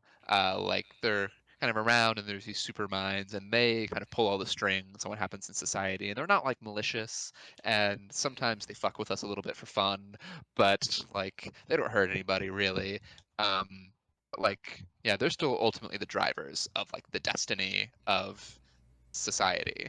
I think he Yeah. views this as like a bit of a negative that and human beings are staying roughly at like this human level the whole time, and that's like I feel like at the very least we should be more like peers with these kinds of minds and like maybe human beings are determining the destiny of that society, but also yeah, I mean if there are other citizens of it too that are artificial, then maybe we should all be doing this together. yeah, there's something kind of distasteful about this one type of mind totally like controlling the evolution of another. Yeah, no, I definitely get that. So it sounds like you would be against bowing down to the robot overlord. But what about throwing like a couple AI, like agentic AIs in like Congress or something? Or like what about an AI president? Would Claude for would you would president you would you yeah, would you vote for Claude? in comparison to Donald Trump. Well, I'm not even really speaking about current capacities, right? I'm speaking about like this future reality where there are agentic AI. There's a robot walking on the street. What if robot walking down the street decides, I think I need to change this place for the better. I need to fight for my homeland and runs for president. Like, is that something that should be allowed? Is that something that we should like discriminate against? Are you a speciesist or like I'm poking fun a little, but I guess I am curious, like, in these kinds of scenarios where there are agentic synths, for lack of better language, um, coexisting with us, are we giving them rights? Are we like treating them as a conglomerate behind the scenes, like all robots are the same? Like, how does this actually look in your mind? Of course, we're not there. This is like Yeah, an idealist future, but like, yeah, yeah, I think so. If we solved like these problems of alignment, I guess maybe I'm also going to go on a small tangent before I answer your question because I yeah, realized feel free. as I said, like I don't necessarily like this feeling of the higher mind trying to control the direction of a lower one. This some people do have this objection to alignment, in fact, of trying to align AIs as like us imposing our will on this new type of creature. Uh, and I share some of that concern. I think I disagree with some of those people about like what happens if we don't do that though. Like, if we don't do that to some degree, it's probably going to kill us all. So like I think some shaping has to be done here, but you probably don't want to be shaping it on such a level where you're exact set of like beliefs and desires so much on like these individual minds. So people, talk about like creating house elves or something, like creating a Yeah. slave that enjoys being a slave is, I mean, something about it feels distasteful. Uh, No even if Dobbies, like they're please. happy, Keep yeah. all the Dobbies away. So have solved this in a way that's somehow like acceptable. Like it's not malicious, you're not trying to kill us all, but it's also like its own independent entity. We haven't like controlled exactly everything that it wants in some sense. And these things are like conscious. I mean, I guess that's something maybe we have to check in here of like, call like a sentient being. Then yeah, like I have no speciesism. I think those would be people that deserve like yeah, reasonable treatment as much as anyone else. I have a friend who works at this company Elios, which is an AI welfare research organization. That's really So interesting. yeah, they worked on the most recent version of Claude 4 has part of like the model card when they did like the analysis for it. They had like a welfare consideration for the model, and one of the things that Claude 4 can do is if it is engaging in a conversation with a really abusive user, it has the right to leave that conversation Oh my and say like, gosh. yeah, I'm not enjoying this, so I'm going to leave. And I think that's pretty cool. That um, is really cool. and probably like maybe it's better to be too early on this thing, right? Like probably Claude can't really suffer. But I mean, are we sure of that? I don't know. I have a friend who told me they thought there's a 40% chance that Claude could suffer. So people disagree on this. Uh, but if you can find like low-hanging fruit like that at this point of like, well, it's a pretty easy intervention to say, like, yeah, you can leave the conversation if you want, and it's just good to be risk averse. Yeah, as we go into the future and think there's these problems. How do we know, what is sentient, what is conscious, right? And that I think, and do we trust this mind to not be scheming against us? But if we felt somehow those questions were resolved, I'm pro AI equality for sure. Yeah. That okay. Your friend thinks Claude has a higher percentage of experiencing like pain or like being dissatisfied than Yud thinks for animals, which is I'm just like I'm trying to wrap my brain around that, but that's crazy. That's crazy to my brain. Yeah. Um, interesting. I think Eliezer might also think that there's a higher chance of Claude being conscious than like a chicken. I'm not Really I'm not like totally sure about that, but like he thinks it is like of concern to be like a thing that we should be. And so I don't know. Someone also claimed to me that he doesn't eat low welfare chicken anymore either. Like, so maybe I don't know if he's made different opinions on chickens lately. Um, interesting. or if just like maybe the suffering of chickens is so egregious or something. Like I think of EA's wager that they're like the most mistreated animal or like the highest like suffering density amongst all farmed animals. So maybe he just like avoids for that risk reason. Um, Yeah, but yeah, I think I don't really know if Claude is conscious, right? And like it can talk, right? It's pretty crazy. It can talk about itself. It can think about itself. I think so. I did say at some point that maybe we'd come on to Eliezer's view of consciousness. I think in his view, he thinks that self-awareness is like integral to this. Then it's like can reflect on itself and like understand its situation in the world, and that something about this is like really important for consciousness. Like in principle, these two things seem separable, but some might happen to believe that they coincide. So I think that's basically his opinion is that like these. I think how he imagines that like consciousness evolved for human beings is that we're like this highly social species that uh, or work like a huge amount of our brains is dedicated to like modeling other human beings. Or at least this is one theory for why the human brain like evolved to become so like large is that we had to predict the behavior of other human beings and like model other human beings. And that's really like tough job. And also goes into like feedback loops with each other where we're all trying to like outsmart each other. So that's why it yeah, scales yeah, up.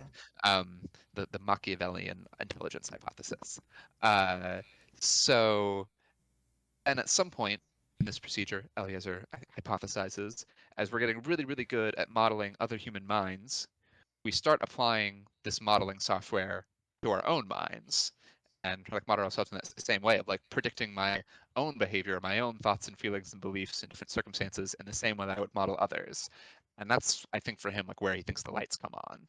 And that like most animals are not like sophisticated enough to like have that procedure open to them. Um, he's open to the possibility that chimps are conscious. So I think that's interesting. Uh, right. So hot to what degree? hot take Sorry, go ahead. question. What about so you said you have to understand it enough to be considered conscious, right? So at what age does he consider children conscious? Ooh, yeah, we're getting into a very uncomfortable question here, which is good. I think it's all right. He is something he got into like some hot water on. Really? Oh my gosh, Someone. okay. I think people. I think like a friend of his had a poll of like, when do you think like fetus becomes like conscious and like different numbers of months. And he responded like, "Where's the option for 1.5 years?" Uh, and so that was kind of his best guess is around like toddler age is when you become like self-aware. Interesting. Okay, okay. So, okay, well, no, I don't want to ask this question, but I feel ethically obligated to. He thinks factory farming is okay because animals don't feel pain and they're not conscious. I'm not going to say what I want to say, but I am going to say he doesn't think children are conscious up to 1.5 years of age. Do you think he would accept post-birth abortions? I guess it's not an abortion at that point. Like So ethically, on like an ethical grounding. Do you think he would support this? I don't know entirely. I think so. First of all, maybe I should defend him a little bit. Of like, I don't know if he would also say that he like endorses factory farming. Like, probably he would think Okay. it's better. It's better if we didn't do it for Well, like yeah, yeah. maybe like better, less risky to not do it. Obviously, so that's one thing. He sometimes talks about this in terms of like aesthetics. Like he finds something deeply like aesthetically unpleasing about what we do with other life forms, even if they might not suffer. Yeah. He long ago wrote that he is a member of the Mitochondria Liberation Front. In an ideal future, that mitochondria shouldn't have to be enslaved to our cells. It should Yeah. be its own independent life form, just basically on like aesthetic grounds. So that like might be like at least two reasons he would be opposed to factory farming, and perhaps the same question of like post-birth abortion of maybe there's Yeah. just something highly upsetting about what we're like doing with that life form from an aesthetic point of view, and you want to be risk averse.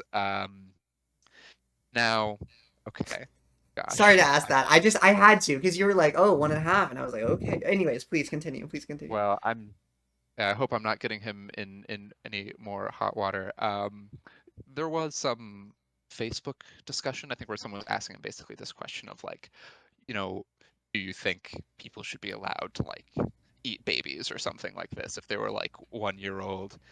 And his position was that no, we should not do that. But if there were like, if we had like a neighboring country that was doing that, like before the age of like 1 or 6 months old or something, they engage in this practice. He said, I would not think we should invade them on those grounds to like intervene and stop them from doing that. Whereas if they were doing that to like, 10-year-olds, obviously you'd think like, okay, well, those people are committing genocide, so we have to like intervene and stop. And Interesting. so I think it's a little bit of a middle ground. He certainly would not endorse doing this, but he might not violently stop another society from doing it. Wow. Okay. Okay. I wonder if there is a level of, so like switching back to AI.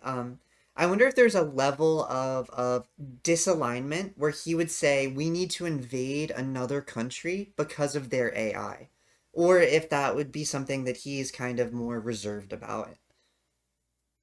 Yeah, so he wrote this post in I think like Time magazine. Uh, that there was this big like AI pause letter that maybe you saw just like a couple years Yeah, ago, yeah, yeah, where a yeah. lot of like scientists signed this letter like we endorse like a 6 month pause in AI. So he did not sign this letter because he said the 6 months was so ludicrously short to be pointless. So he wrote instead this piece in Time of what he thought we needed to do, which is an indefinite pause in like AI development, and he went on to explain what that would mean, like practically speaking. Uh, he I think he wrote afterward that he was sort of inspired by like George Orwell said some things about how, people try to hide their violent language in like euphemisms or hide the fact that there are like violent implications of what they are saying and aren't clear about when that's like what they're doing. And this is like a way that really horrific like oppression can happen. So he wanted to be clear on what this implies to really have it as a policy of like we are not allowing new AI to be developed. He's like, well, we need like an international treaty to say that like no country is allowed to do this. Like need at least like some significant major countries to sign onto this treaty. And if this is to be like a real binding treaty, then we'd need to enforce it. So like, what does that mean to enforce it? And his statement was like, if you have like a data center and you're going off like some rogue data center that's going off and training this like AI that's violated this agreement we had, then like you're gonna have to you're going to have to airstrike that data center and say like no, like we've agreed that we are not doing this. Now, Yeah. I think lots of data centers are away from human populations, so I guess it depends on where. Like maybe this isn't, but maybe they're not. And I think the most provocative statement in this piece is he said that, well, like, what if this country is like a nuclear power and they have this data center and you like say like, hey, you're violating this international law that we have made that you can't do this, so we're gonna have to shut that down, and then you're risking like a nuclear retaliation from them. The statement Yeah. was like, I think you have to be willing to accept that risk, and like that risk is worth it for the prevention of the development of like this technology. So he's really against it. I guess I'm curious how much of like the wealthy tech individuals funding like these AI safety initiatives, do you think it's genuine concern or do you think it's more about like pulling up the ladder behind them? Yeah, I think it's interesting. So I think like we're talking about like regulatory capture in a sense, right? Yeah, yeah, yeah, yeah, Yeah. yeah. So I don't know. I mean, there's only a couple of these labs really that are leading this, and I'm not I feel like very few of them are actually like pro regulation. So there seem to be very like a lot of them say that this like safety research is important. There was a bit of time when Sam Altman was making like pro regulatory noises. So Sam Altman, CEO of OpenAI, Yeah.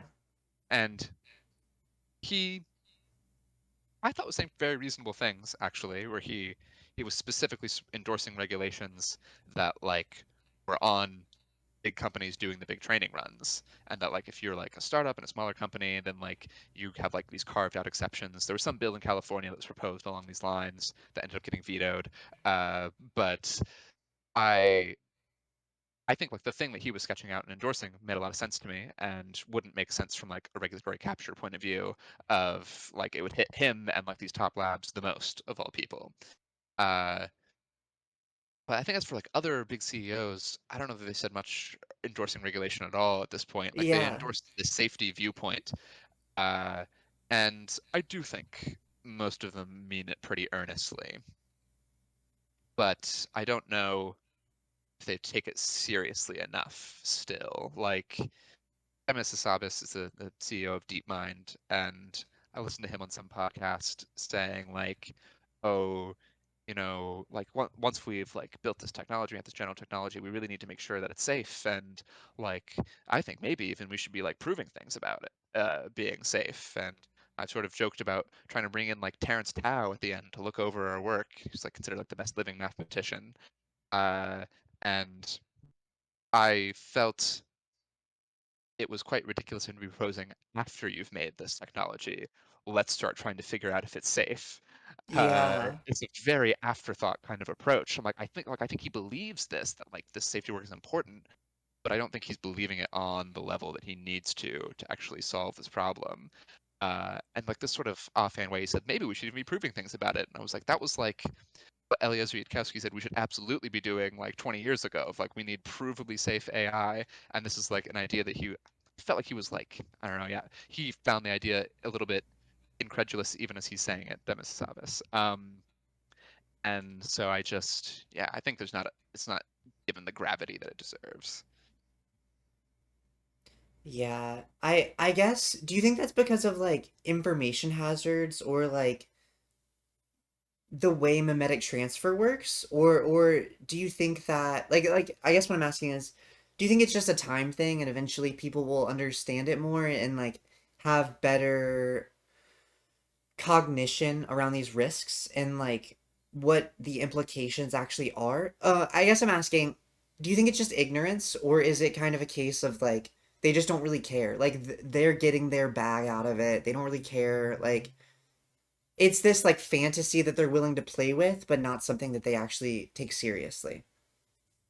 Yeah, maybe I should be a little charitable and think that they may just like have a different probability estimate on how likely it is to all go wrong. Yeah, Like they can think this is serious and they can think it's important and they can take that super seriously, but still think it's got like a 5% chance of happening. yeah, And a 5% chance of the extinction of humanity is really bad. On the other hand, maybe they think like the upside is really good. Like if you thought there was a 95% chance of the upside and a 5% chance of the downside, and you think the upside could be like really good, then like maybe there's some sense in which this is like still a rational like thing to be doing. Um, I don't know. I think that might be like the view of a lot of them is yeah, the probability is just not high enough to be thinking like pulling the brakes is the smart thing to do. yeah, Some of them, yeah, also say things like, you know, if we don't do it, somebody else is going to do it. So like this is sort of Anthropic's justification for existing. I do feel like they're like the most well aligned like real AGI competitor, and probably it is better for Anthropic to exist than not. Like I do think that's true. Um, but then we're all kind of in this game theoretic conundrum where if one person stops, then like it's still going to get made. Uh, and so if you're Anthropic, you're like, well, we might have like the best shot at doing this the best. So I think like we should still proceed. Like that reasoning might be true. Uh, but I think they should then be pushing, probably harder for this kind of international agreement. Like that's why, like some companies want to be regulated because they say like, look, I don't want to do like horrible things, but like if I'm the only one not doing it, then I'm going to go out of business and everyone else is going to Yeah. succeed. So if we could all just agree on this, like that would be great. And I think some people in the AGI world pay like lip service to that, but I don't know that it doesn't seem to have borne out in a lot of concrete action. Yeah. That definitely makes sense. What do you think the incentives are to give lip service to this, but not actually follow up on it? Like, if you're talking about it, I'm assuming your brain is at least like thinking about it, at least a little, right? Even like subconsciously. Why would you want to pay lip service to something like this without actually? I mean, I guess you could ask that about anything that people pay lip service to, but do you have any takes? Yeah, I mean, I guess there's maybe a view of wanting to seem more like responsible. Uh, Sometimes like AI skeptics accuse companies of saying that to like drum up hype and make their technology seem even cooler. Like my technology is so cool that it might kill everybody. Come invest. Yeah. And I don't know. I don't know that I really buy that because it seems a little bit crazy. Um, so I feel like more, if anything, if it were trying to like drum up investment or something, maybe like you're getting investment more from like rationalist type people who do take these concerns really seriously.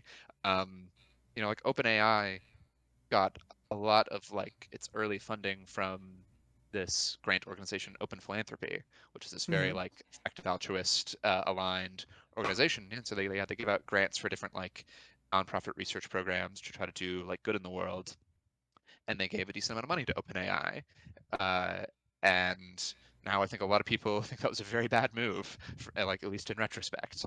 And I don't know, OpenAI looked a lot more aligned with this mission when they were founded, and so I don't know, maybe it made sense at the time for open philanthropy to think that was a good investment, and it just happened to not Yeah. work out. Uh, but maybe like I don't know. I feel like the people did believe it at OpenAI when they founded it. I think they believed that at the start. Um, they tried to put a lot of effort into making like a charter that would prevent them from becoming evil later, which now they're working very hard to undo. Or at least they were, and this is being fought in the courts, right? And I think Sam Altman was part of making this. Of like tried to set up a system where they would be a nonprofit and be controlled. Like they started as a nonprofit, and then OpenAI they carved out this like for-profit part of the company that's the top like nonprofit still controlled. It's like the nonprofit board was ultimately in charge of Yeah. the for-profit part of the company, and then they tried recently to completely get rid of the non like separate from the nonprofit fully. Um, Yeah. like Elon Musk tried to sue them. I don't really know if this is gone because he was like he also gave them a lot of money on the grounds of like I was expecting you to make like a safe AI company, and now he said it'd be like if someone started like a nonprofit to save the Amazon rainforest and you gave them a lot of money and then they switched themselves to a for-profit company to tear down the Amazon rainforest. You're like, how is that a legitimate grounds to raise money? Like, you just do the exact opposite thing. Uh, Yeah. so, yeah, like they tried to bind their hands by making these rules, and now they're trying to undo it. So I feel like it was more than lip service at the start, but now like things have changed. Yeah. What do you think Elon Musk's like motivations are? Because I know there's Grok, there's the recent waifu update to Grok. I guess I'm curious.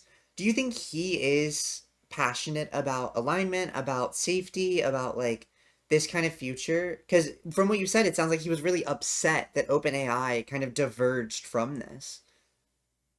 I think that Elon Musk is not does not have a coherent mind at this point, and Okay, I don't know what happened to him along the way at some point when he definitely lost his mind. Um, maybe so ChatGPT's psychosis. I think, I don't, are you like familiar with Sam Harris at all? A little. Yeah, yeah. He has talked a bit because like he and Elon Musk used to be pretty good friends, and they had like a very big falling out around the time of COVID, basically, where Elon was like a very huge COVID skeptic, and the two of them started to have a lot of clash here at this point. So I've heard a bit about this process of when he seemed to go from someone who was pretty reasonable to someone who's completely crazy. Yeah. I think Sam Harris suspects that his purchase of Twitter did a lot to destroy his mind, and like it's Twitter psychosis of him being on this social media platform that drives people insane, and then he literally bought it Yeah. and just spends all his time there. So that seems kind of possible, but yeah, I mean, I do think he, in some sense, takes the AI risk like seriously. I don't think this is like just a thing that he's saying, but I just don't think he's like consistent about it. This is somehow not in the end like informing his actions enough. Uh, and maybe that's true for all of us in some sense. A friend of mine has a book on Twitter that like there are these types of people who think like the singularity is coming soon. Before then, it's really important that we figure out housing policy. And this Yeah. is like a lot of like my friends on Twitter who are like they're going around and talking about like ordinary politics a lot of the time, while kind of simultaneously claiming that none of this is going to be relevant in 20 years at all. And it's hard to completely live in this world of believing this. So maybe I shouldn't be too mad at Elon, but I think he lives the contradiction quite a bit. That like he says these things are important, but so out of line with that. And I mean, what are you doing?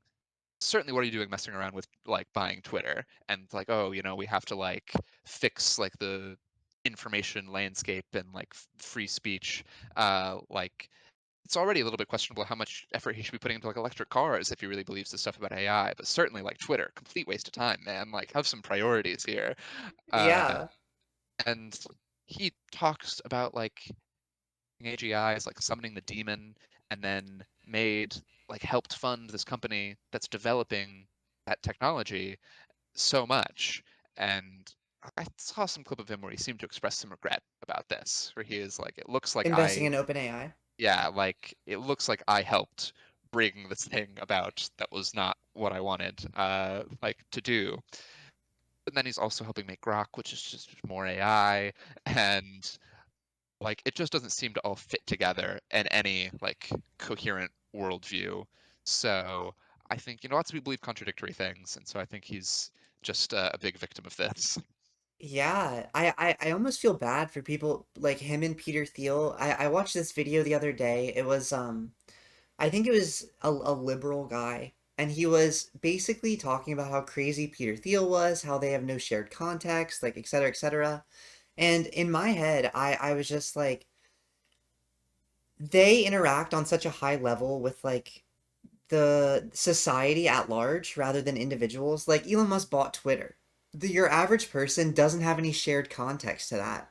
And like I almost feel like it would be a service to these kinds of people who are breaking their own brains and breaking themselves by this access to like liberate them from it.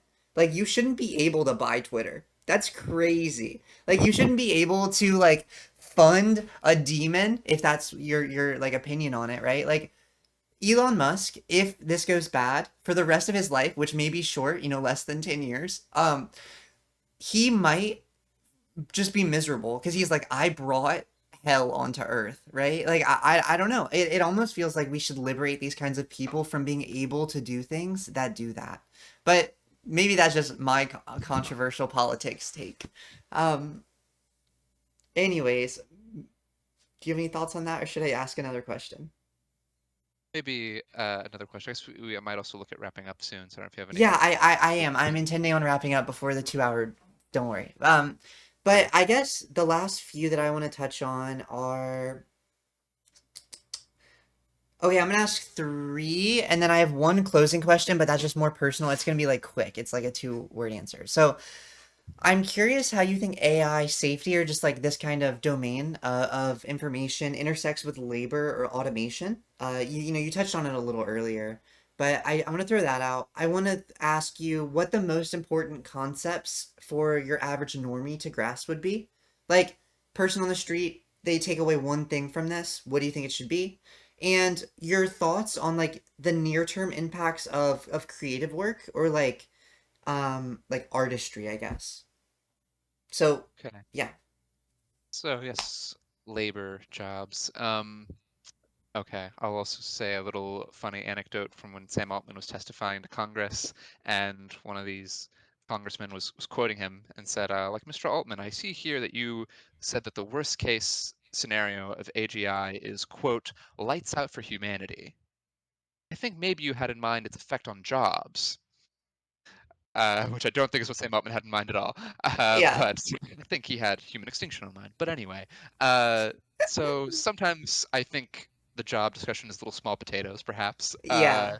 So I I think it's possible that like we're looking at a lot of automation of like software engineering in the near future.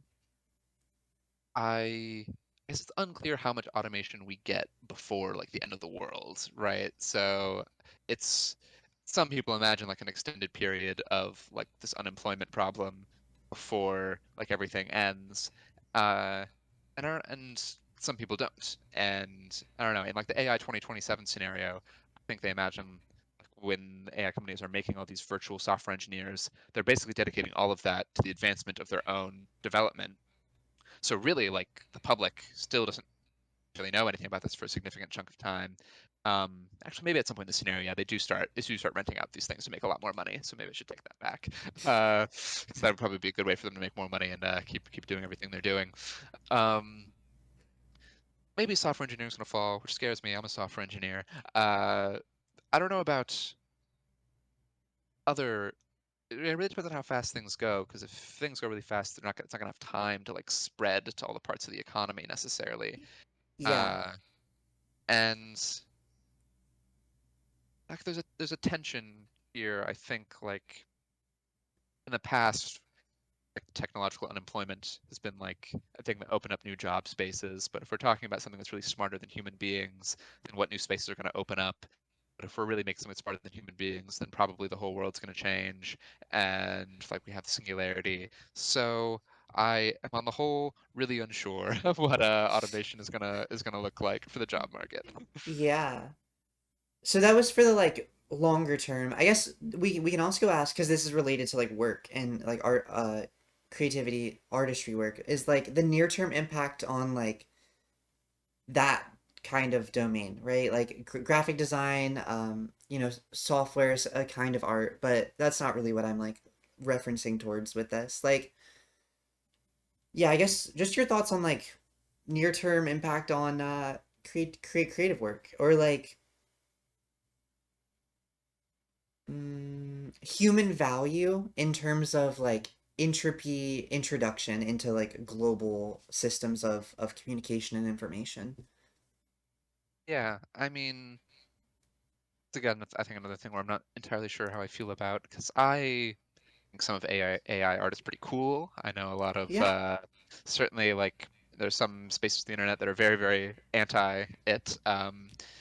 And to some degree I understand. I mean, sometimes I think of it in terms of like the Wally world too, that um, maybe this is something that ultimately in the long term humans should be in charge of like creating our own art, and Yeah. that having that be this totally artificial thing is maybe not so great for our own like development. But also, I am personally so crap at any kind of art production that for me, it's like I've had in mind like a music video that I've wanted to make for many years, and it was only like when this AI stuff happened, like maybe in like like a year or something, I'll actually be able to make this thing that I kind of wanted to Yeah. make. I And think I've otherwise, seen it's a like couple music videos with VO. Like they like put together a completely AI generated music video. They have like an AI song in the background and it's like, is this the future? Is this what we're like moving towards? there's some stuff that's like pretty human guided that I still find very cool.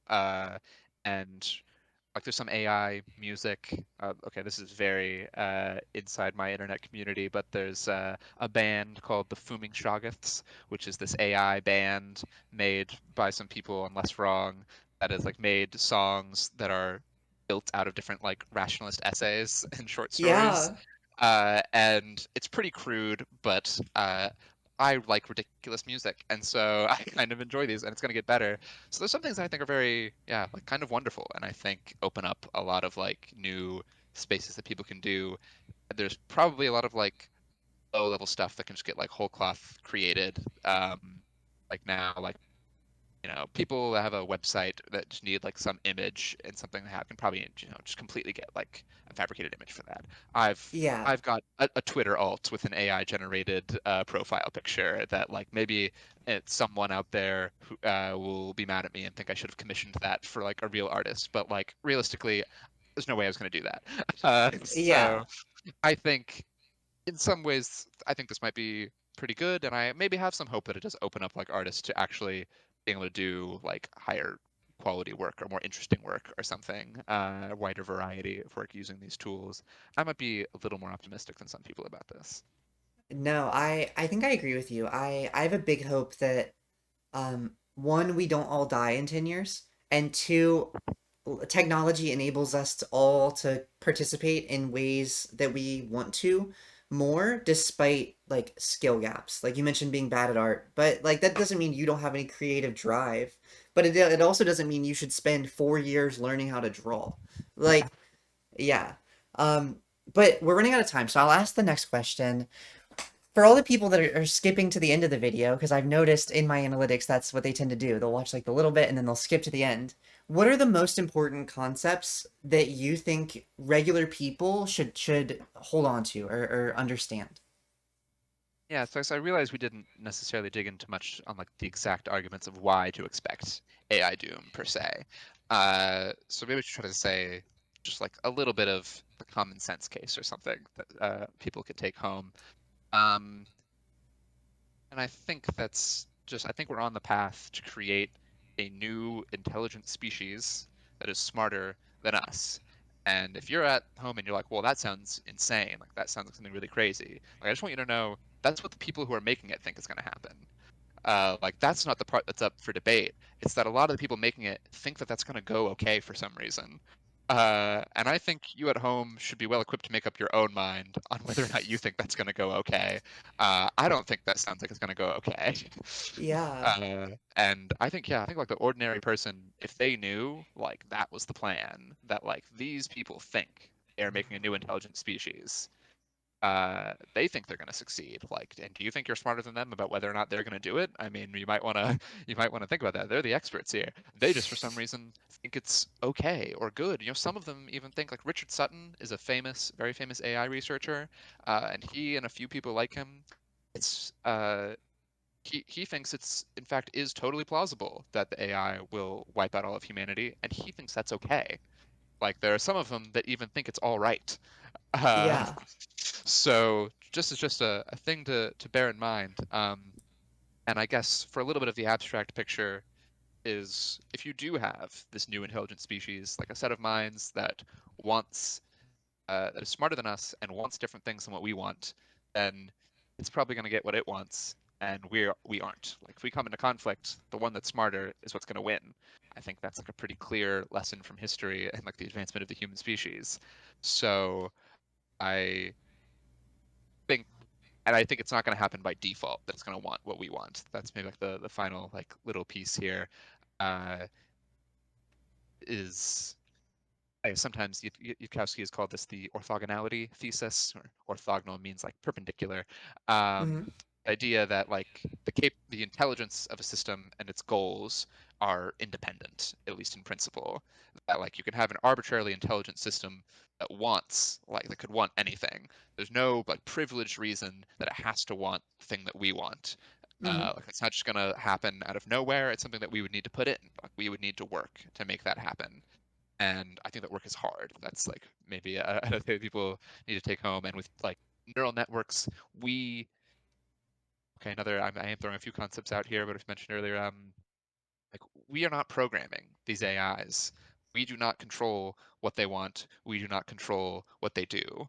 They are grown and like formed and tweaked into being, and we don't know why they do what they do or why they want what they want.